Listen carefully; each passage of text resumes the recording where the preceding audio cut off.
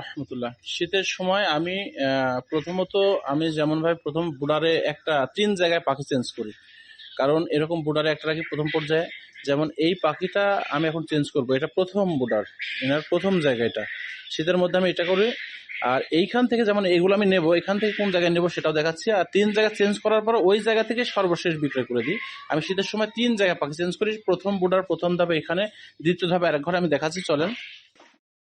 দ্বিতীয় ধাপ যেখানে আমি নিই পাখিগুলা, সেটা হচ্ছে এই পাশের ঘরে, এই পাশের এই এই জায়গা, এই ভিতরে আহ, এই যে এই জায়গাটাতে আমি দ্বিতীয় দ্বিতীয় ধাপে এখানে নিয়ে আসি। কারণ এই জায়গাটা দেখাচ্ছি, এই পাখিগুলা কিন্তু তৃতীয় ধাপে চলতেছে, তৃতীয় জায়গা এটা। এখান থেকে পাখি বিক্রয় সেল হয়ে যাবে। এই এই যে এই পাখিগুলো কিন্তু আমার এই পাশে ছিল, এখানে ছিল। এখন এইখান থেকে আমি এখানে নিয়ে আসছি। এখান থেকে পাখিগুলো আর সমস্যা হবে না। আর আমি যে পাখিগুলো প্রথমে দেখালাম ওই পাখিগুলো আমি এইখানে দেবো, কারণ এইখানকার সমস্ত জায়গায় পরিপাটি আছে এবং এই এই জায়গাটুকু ওখানে ওইটার চাইতে একটু বড় আছে বিধায় এখানে তাপমাত্রা একদম নিয়ন্ত্রণে থাকে। উপরে বাল্ব দেওয়া আছে, তো ওর চাইতে এটা বড় জায়গা।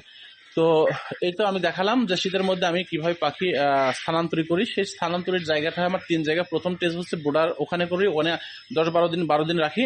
ওইখান থেকে তারপরে আমি এরকম একটা ঘর, একটা ছোট ওর চাইতে একটু বড় করে ভালো করে পরিপাটি করে ঘিরে নিই, ওখানে বাল্বের ব্যবস্থা ভালো রাখি। ওইখান থেকে আজকে এইখানে যে ২২ দিন বয়স হলো, ২১-২২ দিন, ২১ দিনে আমি আরেক জায়গায় ট্রান্সফার করে নিয়ে আসি। এই জায়গায় নিয়ে আসলাম আজকে ২২ দিনের পাখি। এখান থেকে পাখি ৩০-৩৫ দিনে বিক্রয় করে যাবে ইনশাল্লাহ। এজন্য আপনাদের এই যে আমি যে সিস্টেমটা করি, এই সিস্টেমে যদি পাখি পাওয়া যায় তাহলে পাখির প্রতি কোনো ধকল পড়বে না, পাখিও ভালো থাকবে। আসসালামু আলাইকুম রহমতুল্লাহ।